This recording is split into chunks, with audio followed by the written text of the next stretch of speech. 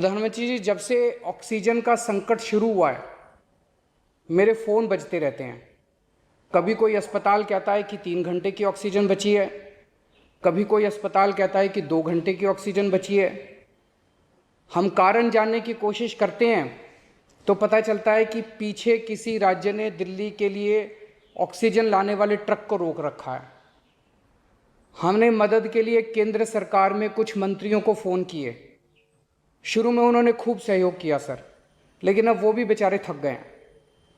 Sir, देश के संसाधनों पे तो 130 करोड़ लोगों का अधिकार है ना।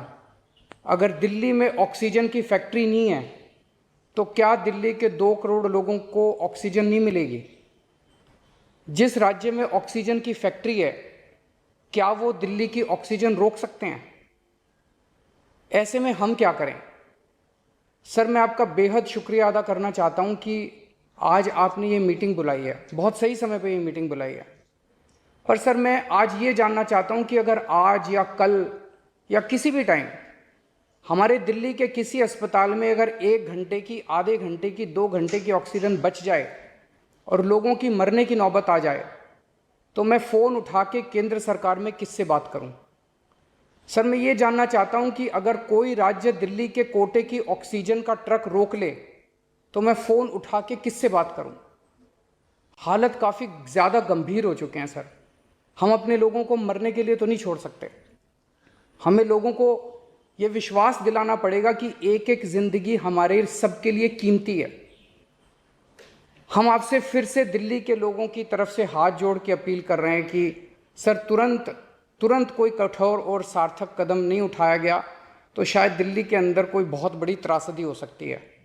मैं आपसे मार्गदर्शन चाहता हूं सर। सर, कुछ ही राज्य हैं जहां से मैक्सिमम दिल्ली की ऑक्सीजन आती है और जहां सबसे ज़्यादा दिक्कत आ रही है और जहां सबसे ज़्यादा हमारे ऑक्सीजन के ट्रक रोके जा रहे हैं।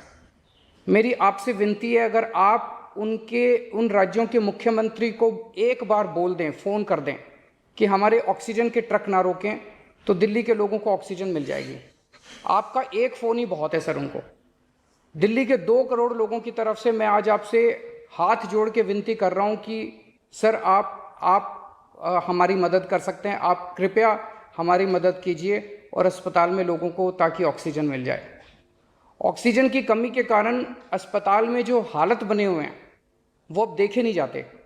लोग बहुत ज़्यादा तकलीफ़ में हैं सर। पूरी रात हम सो नहीं पाते, नींद नहीं आती। इनका मुख्यमंत्री होते हुए भी मैं कुछ नहीं कर पा रहा। डर लगता है कि ऑक्सीजन की कमी से कहीं कोई बड़ा हादसा ना हो जाए। ईश्वर ना करे, अगर ऑक्सीजन ना मिलने से कुछ अनहोनी हो गई तो हम सब कभी अपने आप को माफ़ नहीं कर पाएंगे।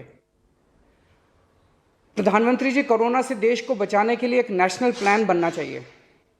इस नेशनल प्लान के अंतर्गत देश के सभी ऑक्सीजन प्लांट्स को तुरंत आर्मी के जरिए केंद्र सरकार टेक ओवर करे। ऑक्सीजन प्लांट्स से निकलने वाले हर ट्रक के साथ एक आर्मी का एस्कॉर्ट व्हीकल रहेगा, तो कोई उस ट्रक को फिर आगे रोक नहीं पाएगा। सर, दिल्ली का जो ऑक्सीजन का कोटा आपने बढ़ाया, हम उसके बड़े शुक्रगुजार हैं, लेकिन उसमें लगभग 100 टन ऑक्सीजन उड़ीसा और वेस्ट बंगाल से आनी है। हम परसों से, जब से कोटा बढ़ा है, हम कोशिश कर रहे हैं उस ऑक्सीजन को दिल्ली लाने की। मेरा आपसे निवेदन है कि यहाँ से ऑक्सीजन अगर हो सके तो हमें हवाई जहाज से उपलब्ध करवाई जाए, और नहीं तो जैसा अभी बताया गया, आपका आइडिया है ऑक्सीजन एक्सप्रेस शुरू करने का, वो ऑक्सीजन एक्सप्रेस शुरू करके वेस्ट बंगाल और उड़ीसा से हमें ऑक्सीजन दिलवाई जाए। आइडिया नहीं, ऑलरेडी चल रहा है। सर, दिल्ली तक नहीं पहुंच पा रही, हमारी दिल्ली तक नहीं आ रहा। उसमें अगर हमें दिल्ली के लिए भी कॉरिडोर मिल जाए तो आपकी बड़ी मेहरबानी होगी सर। आपने 2-3 जगह तो कर दिया सर, आपके इंटरवेंशन से मुझे पता चला। एक दिल्ली के लिए और करा दीजिए सर, यहाँ की हमारी 100 टन ऑक्सीजन उधर से आनी है। प्रधानमंत्री जी, हमारे देश के वैज्ञानिकों ने इतने कम समय में जो वैक्सीन बनाई है, इसके लिए हमारे वैज्ञानिक साधुवाद के पात्र हैं। आपने इसमें जो प्रयास किए, आपका बहुत बहुत शुक्रिया। अब हम सब लोगों को मिलके कम से कम समय में अपने नागरिकों को ये वैक्सीन लगवानी चाहिए। इसमें केंद्र और राज्य सभी सरकारों को, हमको मिलके काम करना है।